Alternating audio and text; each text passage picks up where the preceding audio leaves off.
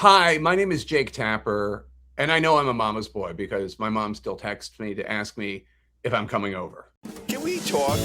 Jewish guys, let's schmooze and analyze our feelings, our dealings with our bosses, moms, and wives.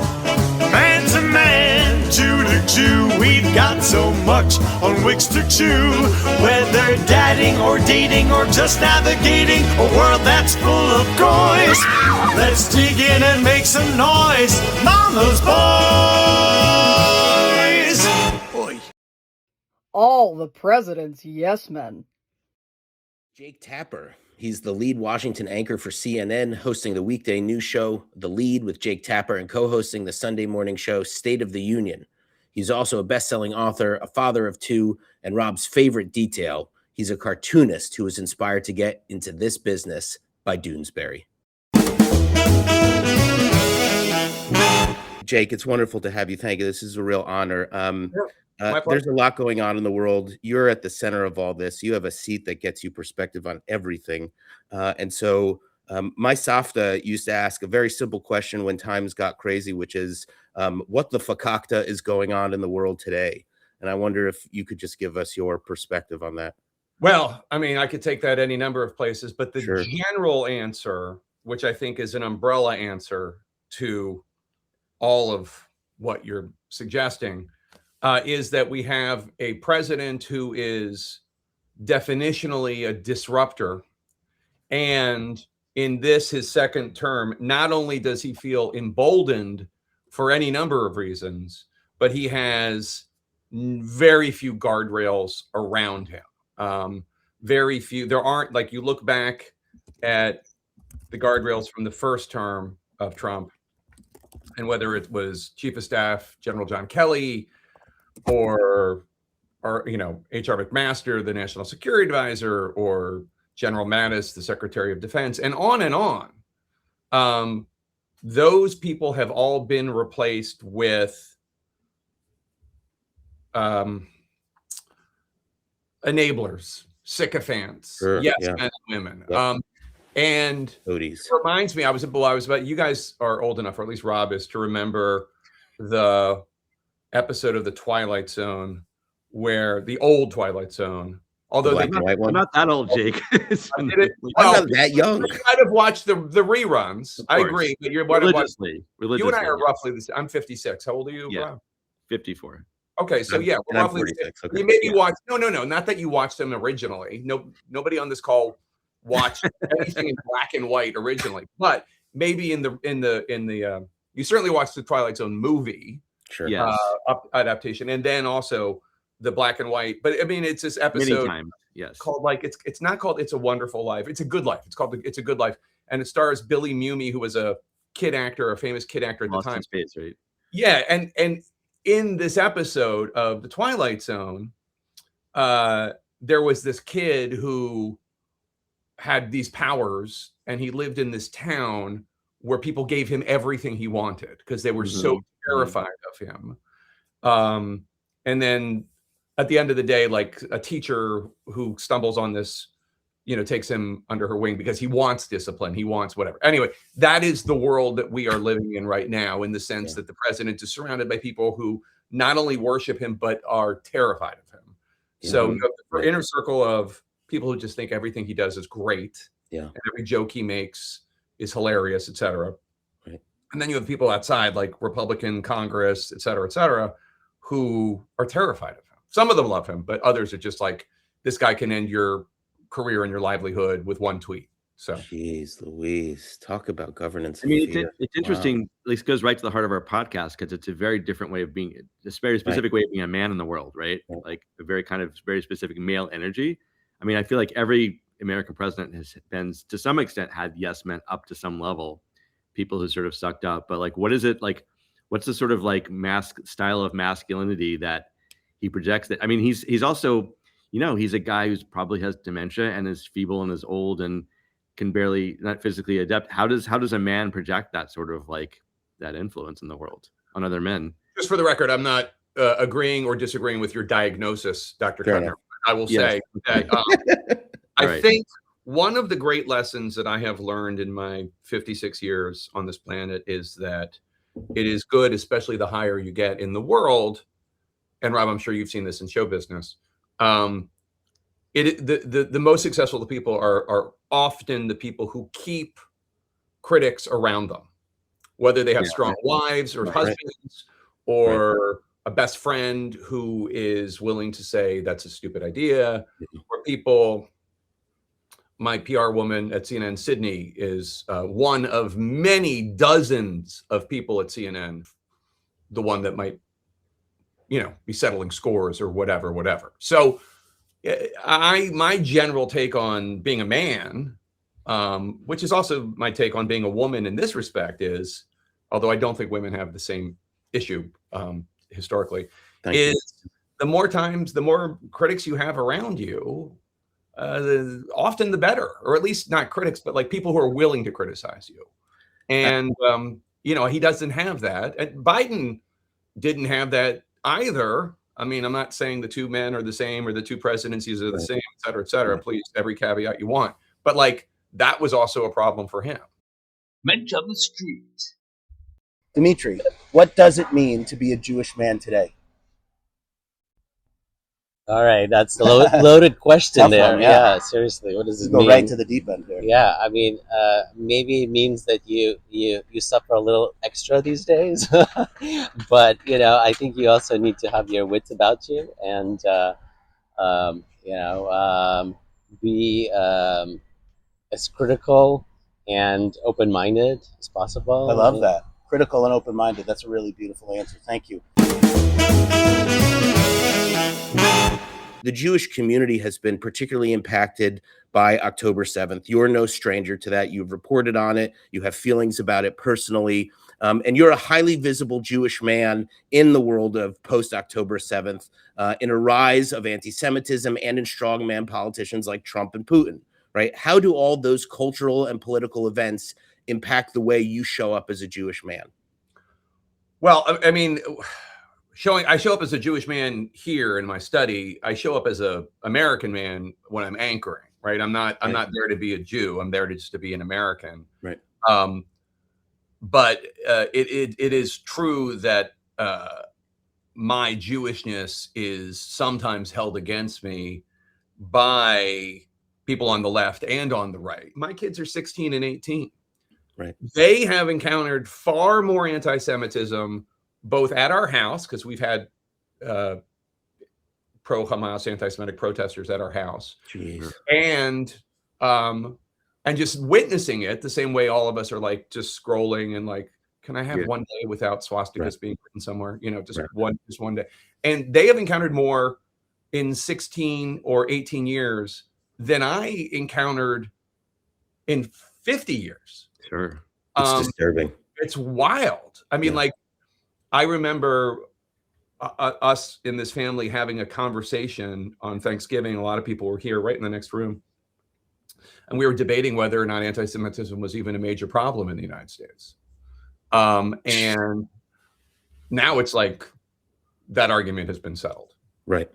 It used to be something you heard just basically on fundraising letters a lot more than like in the public square and everywhere you look. Well, I just want to clarify, just get in front of this. No Nazis are welcome on this podcast. Just so there's no... Mensch on the street. When have you, Rob, specifically as a Jewish man, felt afraid? Oh, almost every day when I see the news. Almost every day when you see the news? What's so scary or frightening about that as a Jewish man? Well, my parents fled the Holocaust, and I've always feared it. And I see there's increasing Jew hatred in the world. And I'm afraid people won't care about how good I am or how kind I am. That won't matter. They'll just say that I'm a Jew, and they're going to hate me for that. And I know you want to ask a question, Rob. I know we have other questions. I'm a Jew. I like to ask questions. Come on. Yeah, this is our tradition, Rabbi. Don't you understand? I apologize. I'm sorry. So is interrupting. You said something very interesting, which is, on the air, you're an American man, and at home in your private study, you're a Jewish man. I get that. That makes a lot of sense. Do you have to find you have to code switch right? In different, I mean, not only on TV, forget about that, but the sense that like, what does it mean to be an American man versus what does it mean to be a Jewish man? Well, it's interesting. I literally was just having this conversation earlier this morning about what Judaism means to me. I was talking to a non-Jewish friend about what Judaism means to me. It was interesting. It was the first time anybody had really asked me that question. And it's a tough question too, if you don't get asked it often. Right? Well, yeah. So first of all, I think what it means, separate and apart from the news, is I think I went to not only a Jewish Camp Ramah in the Poconos, as you know, but I'm not going to say it's better than Palmer. Or you can't. No, contractually obligated. It's not real. I would never claim it. I was a counselor at Ramah Berkshires, and that was much more fun. We have a rivalry with Berkshires, us and Palmer, and so now you're just getting into. My daughter went to Ojai, so we got a West Coast, East Coast. My nephew and niece go to Ojai. Yeah, no. So you guys don't know what you're talking about. Trust me. Ramah, I don't know what Ramah taught me. Really, it was just a camp. I mean, like if somebody asked me, I'm just like, I don't know. We were like chasing girls and playing basketball. That was pretty much. All we were doing. But that'll be the bumper sticker they'll use. Camp Ramah, chasing girls and playing basketball. And praying. A lot of praying. And a lot of praying. But I think I went to a Jewish high school from 6th grade to 12th grade, junior high and high, Akiva Hebrew Academy. It's now called Barak Academy. And outside Philadelphia, it's where Governor Josh Bureau went. He was 4 years behind me. And I think that, and my father's example, steeped me in the morality of Judaism, the morality of the Old Testament, that sort of thing. And like the importance of charity, the importance of community, the importance of learning. Right. I think that is how I am Jewish more than probably anything else. And I do think that infuses who I am as an American man as well. Because I don't think I don't think that's unique. I'm sure that I know that there are Christians and Muslims and Sikhs and Hindus and all that who from their faith have basically sorry, I'm having problems with my mic. From their faith have landed in the same place. But that is how it informs me. Or from no faith too. Or from no faith, right? Golden rule. I guess I'd have to learn. I'd have to know more about that. Honestly, I don't know. I guess one of my best friends is an aggressive atheist, and he's a very moral man. Right. But I don't know that he was raised atheist, so I'd have to. Where did it come from? Right, gotcha. I'd have to find out more about it. I'm not doubting it. I'm just like, I don't know that from experience. Right. I suppose the question is better framed as, does your American identity ask you anything different from your Jewish identity? That's such an interesting question. Yeah. As a man, specifically, as a man, and as an American man. As an American man. I mean, America's my country. Israel's not my country. Sure. I mean, I think it's important that Israel exists because at the end of the day, there's no country that can be relied upon to admit Jewish refugees. Right. I mean, just what America, you just have to read the books and like after World War II, the way that the Displaced Persons Act was written was to keep out Jews and to let in other people from World War II, but not Jews, as few as possible. So, we all know about the Voyage of the Damned and all that stuff. So, but I'm an American, and I think America is a better country than any other country. Sure. And the freedoms we have, which do not exist in Israel, certainly not on the West Bank, but also in Israel itself, where their media censorship is a lot more. I mean, just not having a First Amendment for any country, the UK, whatever, is like a huge liability as far as I'm concerned. How does that inform me as a man? I think that the First Amendment and my belief in the First Amendment, it informs me as a man that part of life is criticism, and not only offering it, but withstanding it and taking it. And at my best, I'm not responding to the criticism, to the ill-intentioned criticism. There's always constructive criticism from friends and enemies. But I guess that's one way. But these are very deep questions. Mensch on the street. Well, Noah, are you Jewish? I am Jewish. How can you Excellent. tell? I don't know. There's just something about you that led me to ask that question. Noah, I have another question for you. Sure. Do you identify as a man? I do identify as a man, yes. Excellent. So perhaps you'll be able to answer this question. The question is, what does it mean to be a Jewish man today? That's a tough question. I mean, I think first off, all men are men. I don't think Jewish men or non-Christian men, they're all men. I think the one thing that makes us different is our senses of humor. We laugh at things in a way that people would get offended at.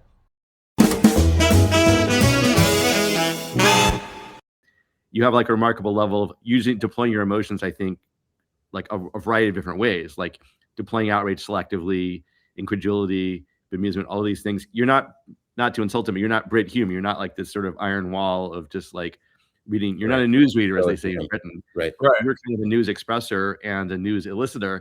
And I'm wondering if, besides your professional training, if like achieving that level of emotional control is something that always came naturally to you, or something that like, oh God, no, you had to grow into it. How did you sort of grow into that? No, and I think in my private life, I probably need to be more, I probably let my emotions, and I don't know if that's a result of being composed on air, that when I'm not on air, but like, sure. I mean, no, I get emotional about stuff. Right. Absolutely.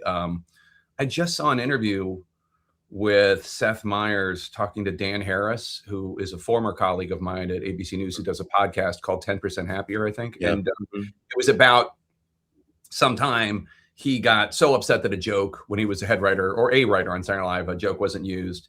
And he opened his door so hard that the doorknob punched a hole in the wall. Oh, I've heard that story. Yeah. Yeah. And his critic, Mike Shoemaker, this amazing writer, producer guy who Seth has by his side, always right. The guy that we all need, wouldn't let him fill it in because he wouldn't let him fall in the hole because he wanted to be a constant reminder of what a baby he was. And then one time Shoemaker had knee surgery and he was out for 2 weeks, and Seth had a meltdown of some sort. This is all according to Seth. I'm not talking out of school. I learned this from his podcast appearance, not from anything he told me. And he threw a pen against the wall, and it exploded on the last day that Shoemaker was out, and it exploded, leaving like a Rorschach blot. And Shoemaker put a plaque next to it. Nice. So I think that those are important reminders of our fallibility and our need to keep things in check. And it made me actually feel better to hear that Seth had those moments, because I certainly have those moments too. Yeah. But it's actually very important. I don't mean to interrupt, but you're bringing up a very important point, which is to say that there's a lot of performative masculinity out there, regardless if you are in, the media business, where you have to literally perform in a certain way, right? You have to perform as a professional, so your emotions aren't necessarily welcome in that moment, or at least overwhelmingly so, they're not welcome. There is a lot of just regular performative masculinity, which prevents men from really expressing how they feel about things. And it is important to have an opportunity to vent about the things that you experience, right? Particularly, if you do so deliberately, like, you go on the air. I do funerals. I can't, be crying in front of everyone all the time, because I need to also be composed to get through the service and help them grieve. You have to help people understand the news, so you can't be emotional about it in that way. I just wanted to pause to bring that up. Can I immediately jump on this? Please, go right ahead. Yeah. So when there are moments of crisis, and I'm broadcasting live, I am very much of the mind that you are when you're doing funerals. Right. I know that people are watching me and they are terrified. Right. They are upset. There's been another school shooting. There's been a terrorist attack. Right. There's a horrible natural disaster. And I am very mindful of how I am acting and how it is possible. And I remember the late, great Peter Jennings on 9/11. Right. And how composed he was, and how human he was, but composed. I mean, he talked about the need to call your kids and all that. Like, I remember these moments from watching them live. And he later, I got to work with him at ABC News, which was such a treat, although it was tough. But I am very mindful of that. I bring it down a notch. Sure. I feel like I try to allow a permission structure. Like, it's okay to be upset. It's okay to do this. It's okay to do that. But I am very mindful that people are watching me to see if they should be scared. And if I am composed, it helps. Not just me. I think this is every anchor in the world. But I'm very mindful of that. And I think that's what's so upsetting about so many of our leaders today. You know, I remember when Newtown happened, that was particularly upsetting for me because I had a child of that age and I'm from Connecticut. Oh, The yeah. Newtown shooting is what I'm specifically talking about, which was just a Awful. whole new level of trauma for us in the American 20 kids, 6 gun adults. tragedy, right? You know, and Obama goes on the air and he starts crying, right? Which is, you know, it wasn't bawling, it was shedding a tear, which is in and of itself just, it might as well be a waterfall. I think particularly as men, when you're conveying things that can be traumatic and horrific and scary, which is not to carry oneself as vengeful, right? But to carry oneself as compassionate. And those are two different ways of performing if you're going to as a leader, even if it means subduing your own self. It's a fascinating spectrum that we're dealing with in terms of the type of leadership that Americans are particularly privy to. Look, I mean, I was mindful of how I responded to how I was broadcasting after Charlie Kirk was assassinated. Right. Without getting into my views on him. I know he was a very controversial person, been accused of all sorts of things in terms of, well, I don't even want to say anything negative about him because it's like he's dead now. He can't defend himself. But let me just say, like, I thought it was important to acknowledge the humanity of him, the humanity of his widow, Erica, the humanity of his children, the humanity of people who knew him and loved him. And I thought that was much more important than anything else. Yeah. Because his politics at that point did not matter.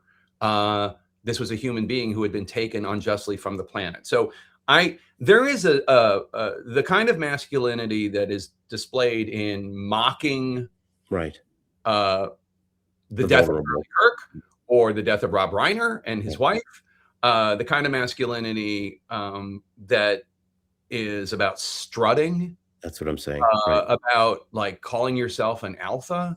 Right. I don't know one alpha who calls himself an alpha. Right. If you have to say it, yeah. Yeah. And also amazingly to me, and this is more about the media and political followers than about anyone else, but like the degree to which sycophants think that they are being masculine and you know, and also simultaneously rebellious. Yeah. It's like, it's bizarre. It's like a cognitive. A factotum to the most powerful man in the world is the opposite of being a tough guy. Right. It is the opposite of being brave or bold. There you go. And also, like, in my definition of manhood, it's the opposite of that. Men of the street. What's one thing that a Jewish man can do to repair the world right now or bring light to it? It sounds so generic and cheesy, but I think it's true. Just be kind. You could pick one person a day. Simple. It could be a smile. It could be a hello. It could be getting out of their way. Right. Just be kind to another human being, I think, is a good place to start. Since you're in media and so focused on it and see so much of it and can reference it so easily, how do you think men are portrayed in media? And is toxic masculinity and the male loneliness epidemic, like, are those real things or are they just media creations? They are real things. They are absolutely real things. I think one of the reasons we see the rise in anti-Semites in America is because so many young men feel isolated and they're in their rooms by themselves gaming or watching podcasts on YouTube, not this one, but, you know, damaging ones. And I think that is more reflective, the rise in anti-Semitism among those, or not just anti-Semitism, misogyny, racism, all of it. I think that's more a manifestation of the loneliness epidemic than anything else. I also think that, and this is maybe going to be controversial to say, and I can already hear my PR woman worrying about it. I worry about what messages are being sent to little boys. Yes. In this era. I worry about the lack of good male role models. I worry about I'm not saying that, you know, I'm not saying poor men, but I am saying why is it that women and girls are, why are the numbers of men going to college going down? Why, I mean, there are just a whole bunch of, this is all the stuff that Richard Reeves talks about. yeah, all the statistics, and Professor Galloway talks about it all the time, really, really, very, very eloquently. But like, these are real issues. This isn't, and like, I'm not justifying being an incel misogynist, but I'm just saying these are real issues for boys. And what is the model for men that they are supposed to be following? There you go. Who are they supposed to be? The right is providing this model of traditional masculinity. Right? Well, bullies in many ways, bullies, and fragile bullies. I'm thinking one particular cabinet secretary, but I'm not going to name him, who's just like, who seems to think he's a real macho man, but also is so fragile, and it's just so apparent. And I'm so sorry about whatever it is that made him that way. And on the other hand, are Democrats even there? Are Democrats even in that space at all to talk to boys at all? I've asked the question a million times of Democrats, like, what Democrat is reaching my son through YouTube? What Democrat is reaching my son through gaming? Now, I actually asked this of Governor Newsom, and he actually had an answer because he's doing podcasts and he did some gaming thing. And, I don't know that he's reached my son, but he's at least conversant in the topic. But that does worry me a lot, especially with this threat of AI taking jobs away comes. Absolutely.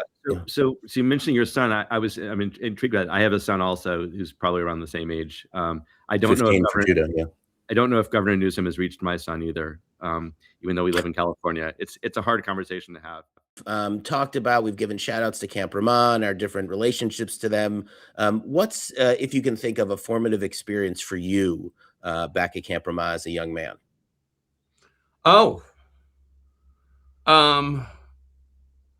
That's such a tough question, because the truth of the matter is I was at Ramah for a long time. I was Ramah from like age 8 to 15 or something like that. So I had like, that was me too. Yeah. A long period of time. I peaked when I was like 12, 13, like right there. That was my sweet spot.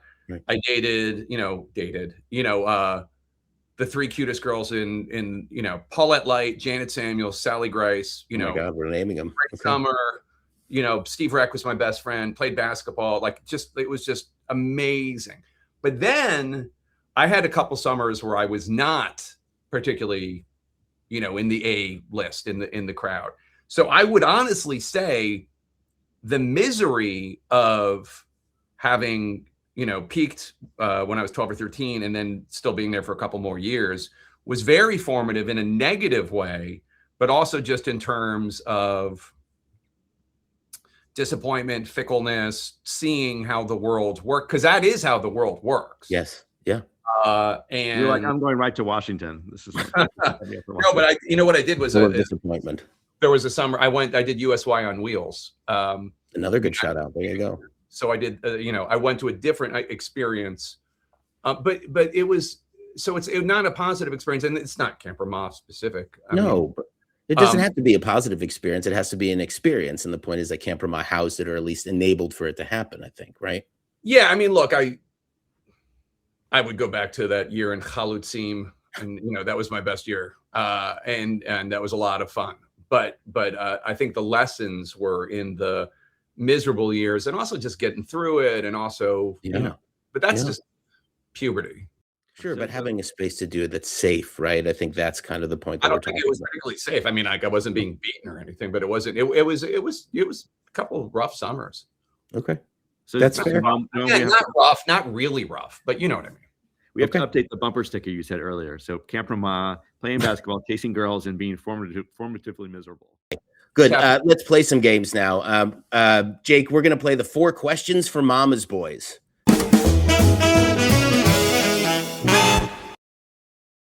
Question 1. When do you feel most like yourself? Sitting in my TV room,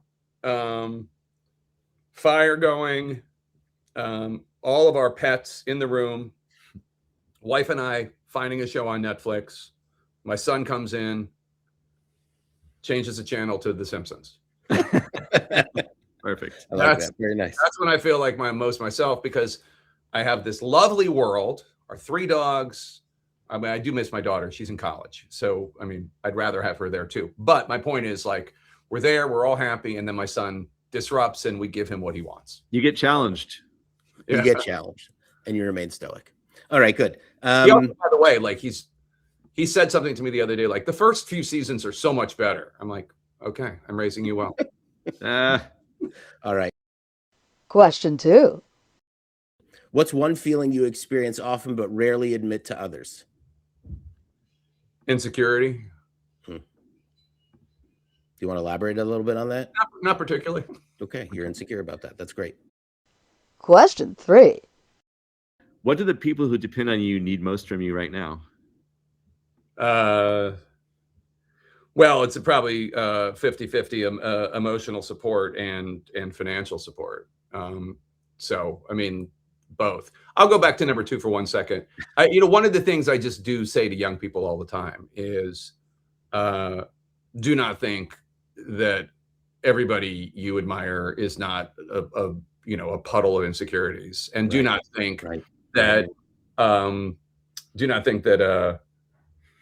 the world is not full of rejection, more rejection than acceptance in everything, especially professional, but also personal. And if you're just realizing that in your teens or your 20s, it's because we protect you from it for so long that you don't really experience it usually in any meaningful way until you're out of college.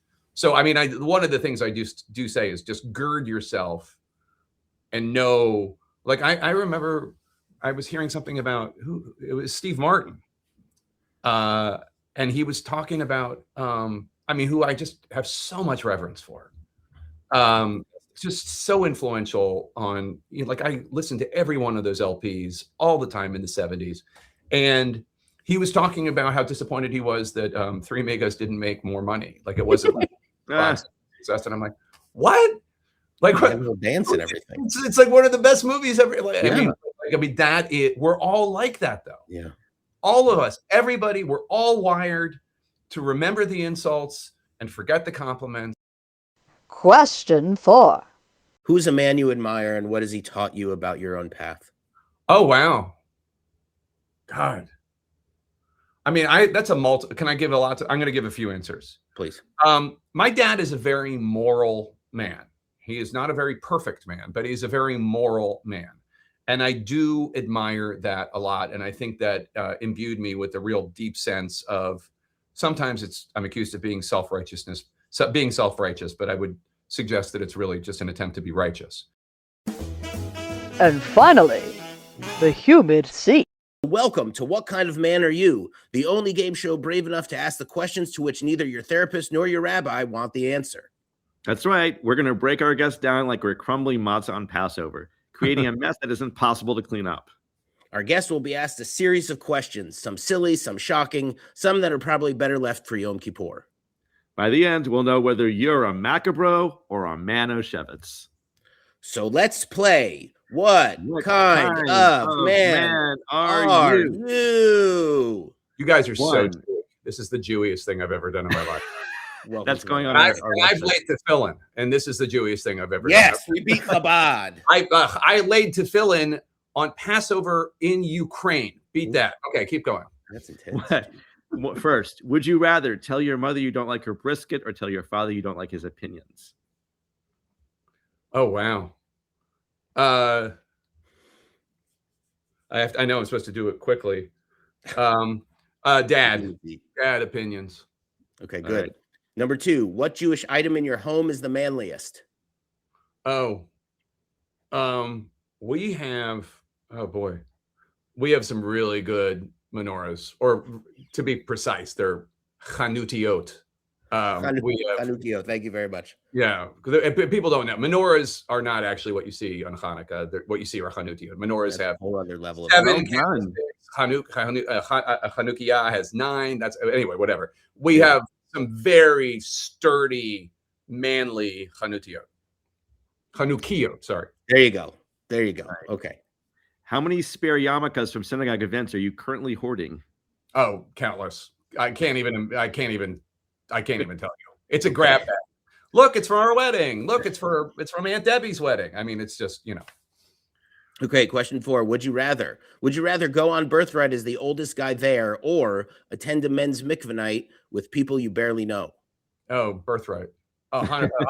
What the hell? You think I want to see those bodies? That's an uncomfortable question. It's a good way. It's a good icebreaker. Men's mikvah. You said men's. Yes. Yes. By the way, before my wedding, I got married in Kansas City. Before my wedding, I did a Chabad mikvah to purify. Oh, wow. Yeah, that's a wonderful thing. I did that too. Yeah. Yes. I think number 5. Number 5. What part of being a man today still confuses you, frustrates you, or makes you want to scream into a decorative pillow? We talked about it earlier. It is the manifestation of sycophants who think that they're manly when they are the weakest, most fragile babies I've ever seen. And there is nothing manly about being a sycophant. Nothing. Beautiful. Thank you. All right. Question 6th and final question for this game. What is the most honest thing your reflection has told you lately? You mean my reflection in the mirror or my reflection at the shrink's office? Like what? Let's go with both, actually. I think that I had an epiphany recently about my father's morality that was a fairly meaningful, because I do think he's a deeply moral man, and that has played a very important positive influence on my life. So I think that was a very a good realization. Okay, one bonus, our 64,000 shekel question. How are you right now, really? Good. I'm good. Thank you. I appreciate your asking. You know, it's a weird time to be in the news media. There's a lot of, as we talked about, disruption in terms of consolidation and the rest, not to mention that covering Trump is always a challenge in terms of, like, you know, calibrating everything correctly and not being too, you know, whatever, calibrating everything correctly. I'll just leave it at that. But I'm good. I'm good. I mean, because the truth is, I have an amazing wife, amazing kids. I have my health. I'm paid. Yeah. I have my hair. You know, I'm good. Really Jake, we can't thank you enough. This has been absolutely wonderful. Thank you so much for your time, for your wisdom, for making the time in your schedule as well. We know you're a busy man, interviewing busy people during busy and important world events. Thank you so much from the bottom of my heart. It was my pleasure. It's nice to meet you, Rabbi, and Rob. Always good to see you. Always good to see you. This is probably the easiest interview one will ever do with Jake Tapper. Man, oh man, that was a heck of a conversation. I am like, great. He's the sexiest Jewish man alive, as far as I'm concerned. I know we shouldn't be superficial about things. At least. What? One of the top 3. One of the top 3, at least. I mean, you and I are somewhere in there as well. I don't know what, but like, the fact that he was quoting Bereshit to us, right? That was just, I mean, chef's kiss. I don't know if you can ask for a better podcast from Jewish men, right? Yeah, really great. Well, I want to hear some more perspective on this, and so we're going to bring in our friends, bringing in that Catholic female layer, our the friend, righteous shiksa, Marlene Sharp. Thank you. Yay! Oh, first of all, bravo! Beautiful interview. I that was the 3 most outstanding Jewish men in a collection for us to enjoy. So yeah, top 3 in appearance, intelligence, swag, the whole 9. Right. So congratulations. Like so much masculinity just leaping off so the manly screen. After that conversation. Yeah. Right. There was a lot of manliness. What were some of your takeaways from that? I mean, you neglected to go into the most important aspect of Jake Tapper's life, which is his date with Monica Lewinsky in 1997 or 98. Right. Let's redo it. Oh my God. How did you forget that? You know, sometimes moments just this is an episode that screams for a part 2. Right. Yes. Now we have to have How did you miss that? And oh my God. That was just waiting on the edge of my seat, biting my nails. My knuckles were white and everything, and it never came.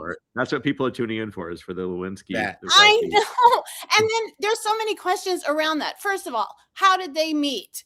How did the date come about? Like, how did he ask her out? What was the conversation like? What did they order? Where did they go? What happened afterwards? How did he react 2 days later when the scandal broke with Bill Clinton? I mean, this was all glossed over like 4 years ago when American Crime Story came out, and he gave a few sound bites about like, oh yeah, then this handsome guy is playing me in the movie, blah, blah, blah, or the miniseries.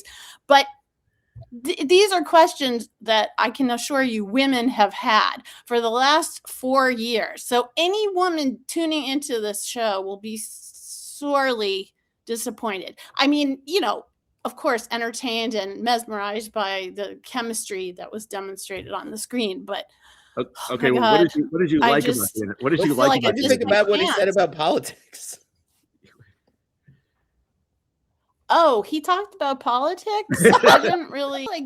Jake Tapper does have a nice balance of he can be confrontational, and he certainly isn't afraid to express his opinion in like he talked about the Biden book and so forth. Right. But he is a good listener, and that's also important rather than just being reactionary. So yeah, I mean, I liked him as a guest, and I like him as a correspondent as well. I think he threads the needle really well of like the emotional balancing act. Yeah.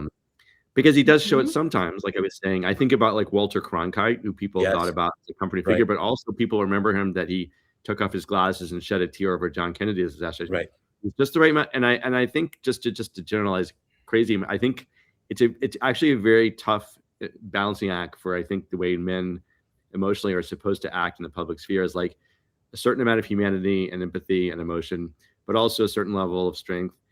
It might a silly metaphor, maybe you'll disagree with me, Marlene, is I think the balancing act of how aggressive women have to be in leadership positions. It's like strong but not aggressive / bitchy. Like it's a really tightrope that women are asked to walk in those situations, in my observation. And I think how men perform emotionally is a similar kind of thing. Like there's, you can really go wrong either way with it. I agree with you, but I think also that there is lip service paid to how people act and how they're supposed to act and the expectations, and then there's the truth of it. And because in my experience, for example, I have heard like, oh, if a woman is bitchy in business, then, you know, she's called bitchy. But if a man does it, it's aggressive. Can we talk? Jewish guys, let's schmooze and analyze our feelings, our dealings with our bosses, moms and wives. Man to man, Jew to Jew, we've got so much on which to chew. Whether dadding or dating or just navigating a world that's full of goys. Let's dig in and make some noise, mama's boys. Boy.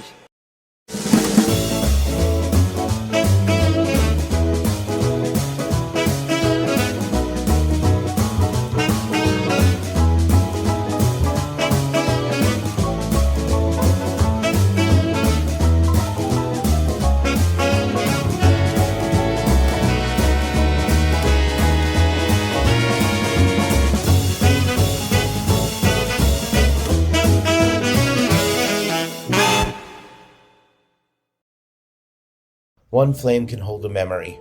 One moment can become a promise. The FJMC Shoah Yellow Candle was created to help keep the memory of the 6 million alive, modeled after the traditional Jewish yahrzeit candle. Each year on Yom HaShoah and other Holocaust-remembered dates, families and communities light the yellow candle to remember, to honor, and to say we will not forget. And now, wherever you are, you can join in with the free FJMC Yellow Candle app. Light the virtual candle and let it glow for a full 24 hours. Light a candle, preserve a memory, and keep the promise alive. Never again.